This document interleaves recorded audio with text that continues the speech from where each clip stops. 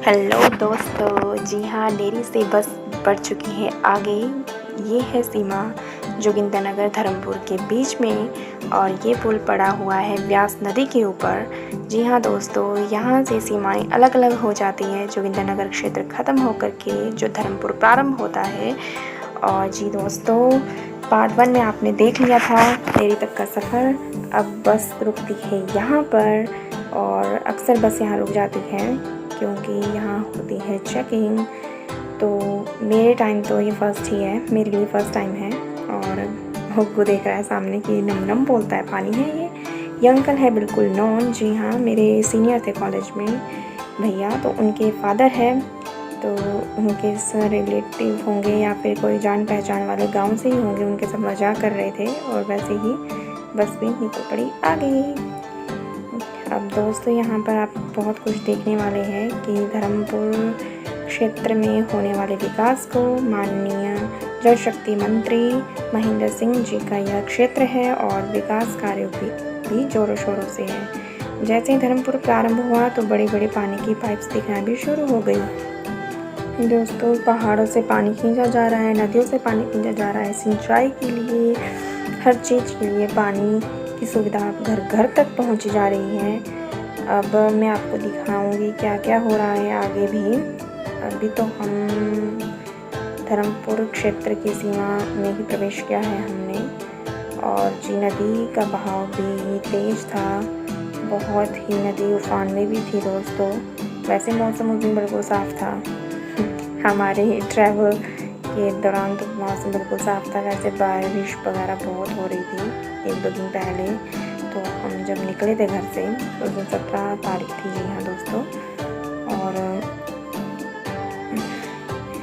तो दोस्तों, नदी ये व्यास नदी है, मंडी ज़िले से होते हुए अब ये अंतिम छोर में पहुंचेगी। ये धर्मपुर क्षेत्र और जोगिंदरनगर क्षेत्र के मध्य का हिस्सा है जहां पर व्यास नदी अभी बह रही है। संधोल का एरिया वो आगे होगा जहां से कांगड़ा में प्रवेश करेगी जयसिंहपुर से।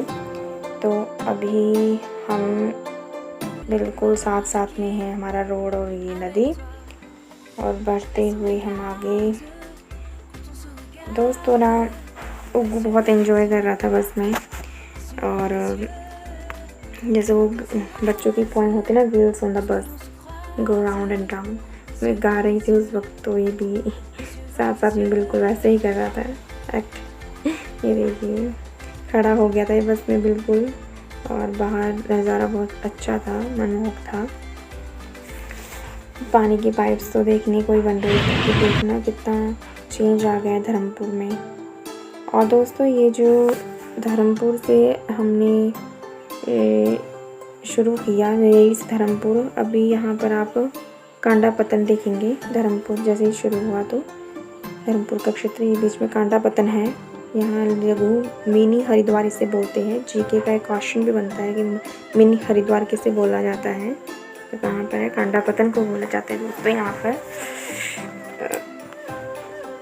लोग जो होते हैं ना, अस्थि विसर्जन करने के लिए आते हैं। वैसे तो जो हिंदू धर्म में राजपूत जनरल लोग होते हैं वो तो हरिद्वार ही जाते हैं, पर SC/ST के जो शेड्यूल कास्ट के लोग दोस्तों वो यहाँ पर आते हैं मिनी हरिद्वार में ही।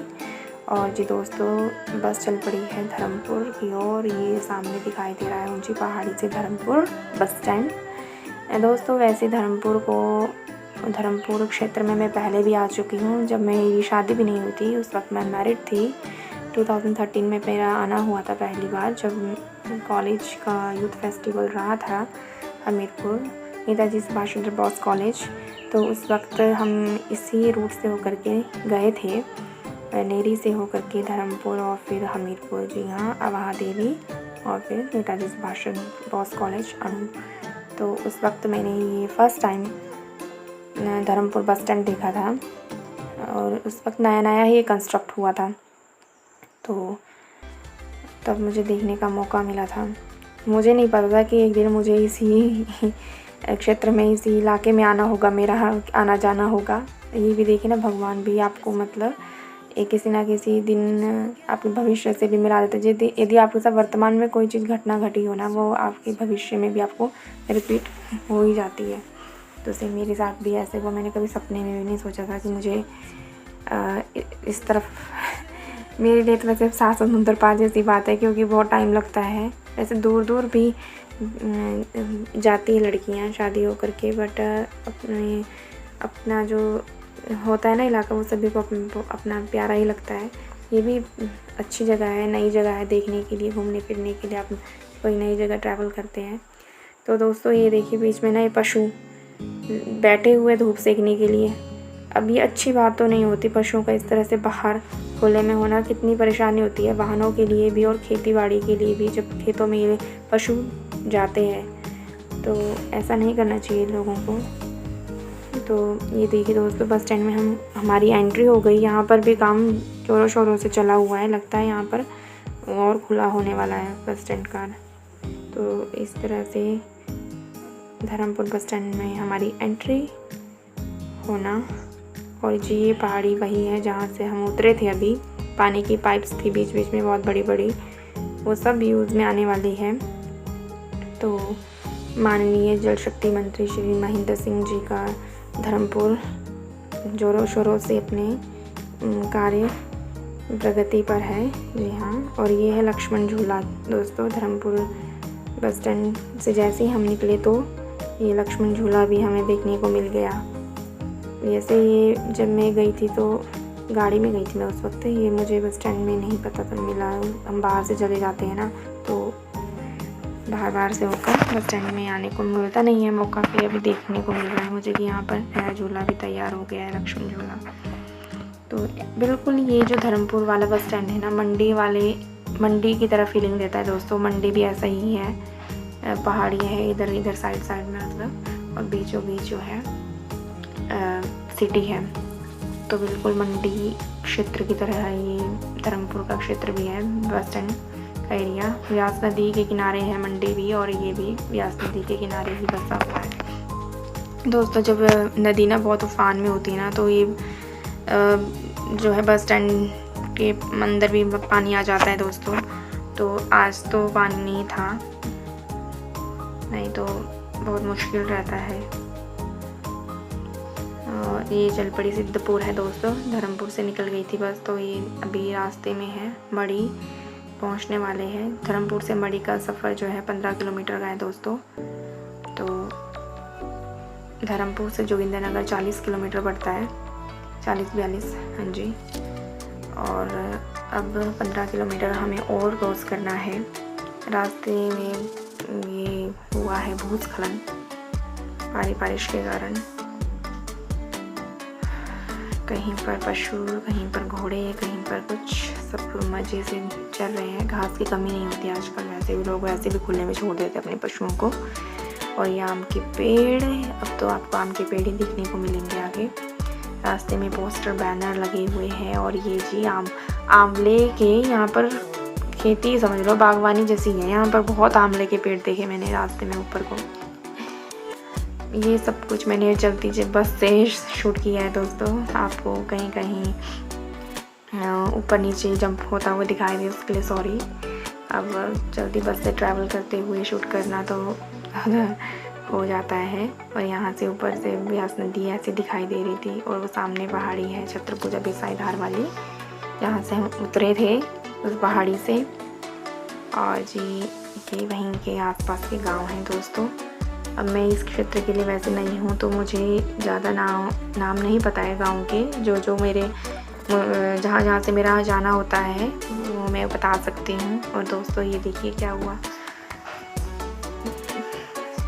ये पानी के लिए वो टैंक बनाया था, वो भी भूस्खलन के कारण गिर चुका है। ये मेरा शॉर्ट वायरल भी हुआ था दोस्तों। और ये बहुत ही प्रसिद्ध आगे आपको मंदिर दिखने वाला है पहाड़ी पर।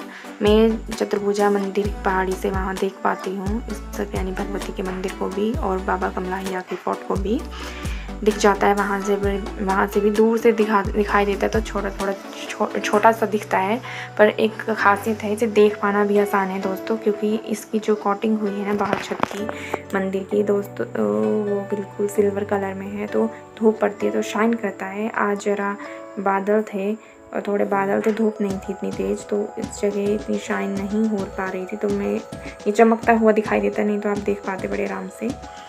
तो ये फिर भी ये देखिए दोस्तों, दिख रहा होगा आपको। ऐसे यहाँ पर सिंचाई विभाग है दोस्तों, उनकी बिल्डिंग है। ये बहुत ही प्रसिद्ध मंदिर है दोस्तों, सक्रानी भगवती का। यहाँ पर दूर दूर से श्रद्धालु आते हैं और यहाँ मेला भी लगता है दोस्तों। कोरोना काल में मेले वगैरह सब बंद थे, श्रद्धालुओं का आना जाना बंद था। ये देखिए दोस्तों, दिख रहा होगा 3 है शिखर। ये जाने का रास्ता है वैसे भगवती मंदिर को, नीचे वाला रास्ता दोस्तों, सक्रानी भगवती। यहाँ बस रुकी थी, सवारियाँ वगैरह उतरी थी और गुब्बार ट्रक को देख कर के बोल रहा है। सक्रेन धार है दोस्तों, ये सक्रेन धार धर्मपुर क्षेत्र में सक्रेन धार है दोस्तों ये। और आप दूर दूर का नज़ारा देख पा रहे होंगे। और ये है धान की खेती हुई है यहाँ पर, तो धान भी उगाए जाते हैं। लैटेराइट बिल्कुल लाल मिट्टी। देखिए दोस्तों, बीच में कितना नुकसान हुआ, पेड़ गिरे हुए हैं, कोई कुछ हुआ है। तो इसी वजह से मैं आपको पहले भी बोल रही थी, अभी भी बोलूँगी, आगे बोलती रहूँगी कि बरसात के समय में दोस्तों कम से कम ट्रैवल कीजिए, और नुकसान होता है। अभी भी कोटरोपी में फिर से सुनने में आया है, वहाँ हुआ है फिर से नुकसान। ये देखिए दोस्तों, कितने बड़े बड़े पाइप्स हैं। और आगे लोगों ने अपनी जो खेती है ना बागवानी की, और लोगों का जो है रुक हो गया है ज्वार के कारण, पशु चले जाते हैं। और इस वजह से अब यहाँ पर फलों के वृक्ष उगेंगे। तो ये शुरुआती चरण है दोस्तों, अभी ये फेंसिंग वगैरह हुई है बिल्कुल प्रॉपरली। अब यहाँ पर फ्रूट्स होंगे, सब कुछ होगा, अमरूद के, खुमानी जो भी है लगा हुआ है सब अब यहाँ नज़दीक हो जाएगा।